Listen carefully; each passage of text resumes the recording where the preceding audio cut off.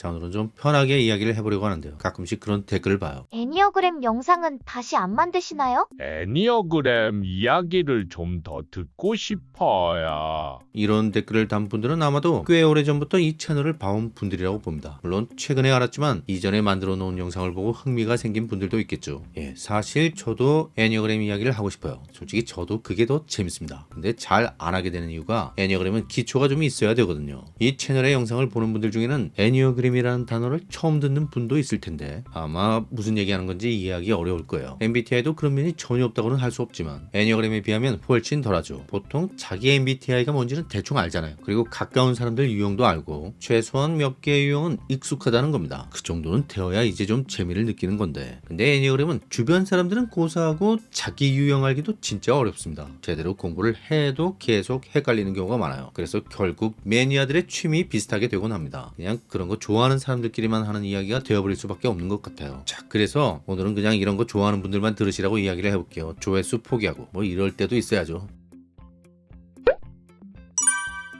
사실 저는 이런 이야기를 좋아하는 분들이 대충 어떤 유형들인지 알고 있습니다. E보다는 I가 훨씬 많고요. S보다는 N이 훨씬 많아요. 다시 말해서 주로 IN 유형들이 이런 이야기를 좋아합니다. 아마도 ES 유형은 거의 없을 거예요. ESFP라면 잠깐 흥미를 느낄 수는 있겠지만 계속 관심을 갖기는 어려울 겁니다. 애니어그램으로 보면 4번이 아주 전형적으로 이런 이야기를 재밌어하는 유형이고요. 5번 중에도 그런 분들이 꽤 있어요. 1번이나 8번은 아주 드뭅니다. 왜냐하면 이 이야기는 인간 정신의 표면이 아니라 심층으로 들어가는 면이 있기 때문이에요. 1번과 8번은 거의 대부분의 시간 동안 철저히 현실, 표면에서 살아가는 유형들이고요. 4번과 5번은 시선 자체가 가장 깊은 곳을 응시하는 유형들이에요. 원래 타고난 특성 자체가 그렇게 되어 있습니다. 뭐랄까 확실히 깊이에는 일종의 재능 같은 게 있는 거죠. 문제는 넓이입니다. 4번과 5번은 주로 혼자 있는 게 익숙한 사람들이에요. 그래서 다양한 사람을 접해본 경험은 상대적으로 부족한 경우가 많습니다. 특별한 계기가 없다면 단순히 흥미만으로 애니어그램의 전체 그림을 보기가 쉽지 않을 거예요. 만약 특수한 직업을 갖고 있다면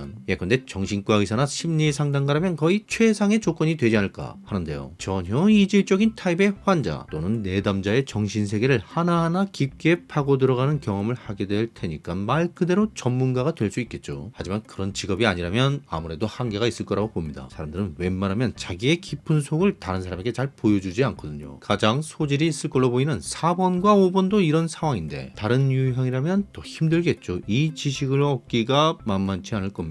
그래서 만약 4번과 5번이 아닌데도 이런 이야기에 흥미를 갖는다면 좀 특별한 케이스라고 봅니다. 적어도 일반적이라고는 할 수 없을 것 같아요. 경험적으로 6번은 좀 봤어요. 이것도 일종의 정신적인 믿음 체계라고나 할까요? 그런 면이 있어서, 그리고 공감하는 사람들이 자연스럽게 모여 대화를 나누는 분위기 같은 게 있어서 6번에게 매력적으로 보이는 게 아닐까 합니다. 그리고 3번은 많지 않은데 날개가 4번이면 흥미를 느끼는 사람도 있는 것 같아요. 3번은 자기 자신에 대해서 관심이 많지만 현실적인 결과나 보상이 없다면 관심이 지속되기 어려워요. 7번은 꽤 자주 보입니다. 하지만 지속력은 역시 약해요. 갑자기 등장해서 한번 훅 훑고 지나가는 사람이 많죠. 원래 7번이 그런 식이거든요. 관심의 분야가 넓지만 하나를 붙들고 파고드는 힘은 부족한 편입니다. 2번은 드물어요. 2번은 타인에게 관심이 많지만 타인을 분석하려는 성향은 거의 없죠. 애니어그램은 무엇보다 자기 내면에 대해서 관심이 있어야 되는데, 그래서 4번이 이 세계에서 대장 노릇하는 거죠. 근데 2번은 정작 본인한테는 별 관심이 없거든요. 1번, 8번은 아까 말씀드렸듯이 이런 거에 관심을 갖는 경우가 드물어요. 현실 세계에서 살아가는 사람들이라 그렇게까지 남의 심리나 자기 심리에 관심이 없습니다. 그것보다는 겉으로 드러난 다툼, 갈등 해결 이런 거에 훨씬 관심이 많고 거기에 대부분의 시간과 노력을 쏟죠. 9번도 1번이나 8번처럼 본능 유형이잖아요. 비슷합니다. 근데 9번은 4번, 5번과 닮은 면도 있죠. 셋 다 윗드론입니다. 그래서 관심을 가질 수는 있어요. 하지만 4번이나 5번처럼 깊게 들어가는 경우는 드문 편입니다. 이미 아는 분도 있겠지만 제가 9번이에요. 정확하게는 9W8인데요. 가끔씩 내가 어쩌다가 이런 걸 이렇게까지 깊게 알게 되었을까 하는 생각이 들 때가 있어요. 좀 의아하게 느껴질 때가 있습니다. 근데 9번이기 때문에 더 좋은 것도 있어요. 개인적으로 저는 4번과 5번으로부터 애니어그램을 배웠다고 생각하는데요. 왜냐면 제가 스승이라고 생각하는 리스와 허드슨이 4번, 5번이기 때문입니다. 사실 제가 하는 애니어그램 이야기는 거의 다 여기서 나온 거예요. 그저 이분들이 한 얘기를 제가 이해한 대로 다시 설명한 것일 뿐입니다. 근데 가끔씩 이런 얘기를 어떻게 그렇게 쉽게 설명하냐면서 신기해하는 분들을 보는데 그건 아마도 제가 그래서 9번인 것과 관련이 있는 것 같아요. 9번이 원래 어려운 얘기를 쉽게 하는 편이거든요. 반대로 5번은 쉬운 얘기도 어렵게 하는 편이죠. 물론 정확하고 엄밀하게 따지려다 보니까 그런 건데, 하지만 그만큼 5번의 이야기는 복잡하고 이해하기 어려운 면이 있습니다. 그래서 9번을 통해 전체적인 그림을 파악한 후 4번이나 5번을 통해 좀 더 정확하고 분명하게 이해하려고 하면 접근하기가 더 수월하지 않을까 합니다. 제 이야기를 먼저 듣고 리소 허드슨 책을 보면 더 쉬울 거란 얘기예요. 애니어그램은요, MBTI와는 아주 달라요. 애니어그램은 일반적으로 우리가 말하는 성격을 말하는 게 아닙니다. 그것보다는 가치관, 세계관, 신념, 체계 이런 것과 관련이 있어요. 그것도 의식적인 것이 아니라 무의식적인 걸 말하는 겁니다. 무의식적으로 형성된, 나도 잘 모르게 만들어진 내가 세상을 바라보는 방식이라는 거죠. 이 시각이 사람마다 다 다른데 크게 9가지 종류가 있다는 거예요. 이게 애니어그램에서 말하는 유형의 개념입니다. 애니어그램에서는 이걸 고착이라고도 하죠. 좀 더 직관적으로 설명하자면 이 유형이니 고착이니 하는 건 바로 나를 말하는 거예요. 내가 나라고 생각하는 그것, 에고의 구조를 의미하는 겁니다. 그래서 내 유형을 알게 되면 나를 벗어나서 나를 보게 되는 그런 게 있어요. 이걸 어떤 연구가들은 감옥에서 탈출하는 걸로 비유하기도 하죠. 근데 더 그럴듯한 비유가 있습니다. 영화 매트릭스에서 주인공 네오가 빨간 알약을 먹고 깨어나 그동안 자기가 살았던 세상이 가상세계였다는 걸 알게 되잖아요. 이거랑 아주 비슷해요. 그래서 자기 유형을 제대로 알게 되는 게 그렇게까지 유쾌한 경험만은 아닌 겁니다. 감옥에서 탈출하니까 무조건 좋을 것 같잖아요. 근데 어떤 경우엔 차라리 파란 알약 먹고 계속 꿈꾸는 상태로 사는 게 나을 뻔했다는 생각이 들 수도 있어요. 그런 겁니다. 아까 애니어그램 유형은 세계관을 의미한다고 했잖아요. 그리고 또 나를 의미한다고도 했죠. 이게 무슨 얘기냐면요, 세계가 곧 나라는 걸 말한 거예요. 유태인 속담에 한 사람이 죽으면 하나의 세계가 사라진다는 말이 있죠. 보통 우리는 나라는 게 따로 있고 세계라는 게 따로 있어서 내가 세계에서 살고 있다고 생각하잖아요. 근데 사실은 나와 세계의 구분 자체가 없다는 거예요. 왜냐하면 그 세계라는 게 내가 만들어낸 것이기 때문이에요. 자, 이걸 제대로 설명하자면 칸트부터 시작해서 뇌과학 이야기를 해야 하는데 여기서 그런 얘기를 다 할 수는 없을 것 같고요. 관심 있다면 한번 찾아보세요. 이런 얘기 엄청 많습니다. 그냥 간략하게 핵심만 말하자면 이런 거예요. 보통 우리는 강아지와 함께 있을 때 강아지와 같은 세계에 있다고 생각합니다. 아니에요. 개는 생명입니다. 우리가 보는 걸 못 보는 경우가 많고요. 그리고 개의 후각은 인간에 비해 엄청나게 발달해 있어요. 세계를 인지하는 방식 자체가 다르다는 거죠. 같이 있지만 다른 세계에 있다는 뜻입니다. 물론 같은 인간이라면 그 정도로 커다란 차이는 없죠. 하지만 완전히 동일한 거냐면 그건 아니에요. 예컨대 극 S가 경험하는 세계와 극 N이 경험하는 세계는 상당히 다릅니다. 그래서 엄밀히 말해서 한 사람 한 사람이 모두 다른 세계에서 살고 있다는 겁니다. 애니어그램에서는 다만 그 세계가, 그리고 그 세계를 만들어내고 그 안에서 살고 있는 나, 에고가 몇 가지 큰 카테고리로 패턴화될 수 있다는 얘기를 하고 있는 거예요. 이 패턴의 가지수가 크게 9가지라는 겁니다. 근데 도대체 이런 걸 알아서 뭐 할까요? 사실 저도 잘 모르겠어요. 별로 그렇게 실용적인 지식인 것 같지는 않습니다. 애니어그램을 안다고 해서 돈을 벌거나 지위가 높아지는 건 아닌 것 같아요. 다만 이런 건 있죠. 세상이 전혀 다르게 보이는 게 있어요. 그리고 새롭게 보이는 세계가 훨씬 더 실제에 가깝다고 느끼게 됩니다. 사람도 그렇게 보이는 거예요. 자기 자신에 대한 착각 또는 타인에 대한 쓸데없는 오해가 확실히 줄어들고요. 실제보다 더 대단하게 보거나 더 형편없게 보거나 이런 일이 점점 없어져요. 근데 여기서 주의할 게 있습니다. 개인적으로 저는 애니어그램을 반드시 어떤 다른 수행, 근데 명상이나 아니면 그에 준하는 마음 공부와 병행해야 한다고 보는데요. 만약 이런 거 없이 애니어그램 지식 자체만 받아들이고 섣불리 사용하게 되면 오히려 역효과가 날 수도 있다고 봐요. 남을 실제보다 더 나쁘게 볼 수도 있고요. 자신을 실제보다 더 대단하게 생각할 수도 있습니다. 혹은 그 반대가 될 수도 있고요. 애니어그램이 오히려 에고의 감옥을 더 강화하는 데 사용되는 것이죠. 이런 사람 꽤 많습니다. 사람이란 건 변할 수 있어요. 자기 정체성은 달라질 수 있습니다. 애니어그램 유형이라는 게 그런 거예요. 유형이 어떨 땐 4번이었다. 어떨 땐 7번이었다. 이렇게 왔다 갔다 한다는 얘기가 아니고요. 그 반대예요. 유형은 바뀌지 않습니다. 다만 하나의 유형이 아주 다른 방식으로 자신을 드러낼 수는 있어요. 심지어 극과 극의 모습이 다 나타날 수 있습니다. 애니어그램 유형은 고정된 하나의 상태가 아니라 다양한 상태로 바뀌는 동적인 패턴이에요. 이 패턴을 구분할 수 있는 눈이 생기게 되면 모든 사람이 각자 자기가 만든 세계 안에서 각자의 꿈을 꾸고 있는 게 보이게 됩니다. 무엇보다 내가 그러고 있는 게 보이게 됩니다. 내가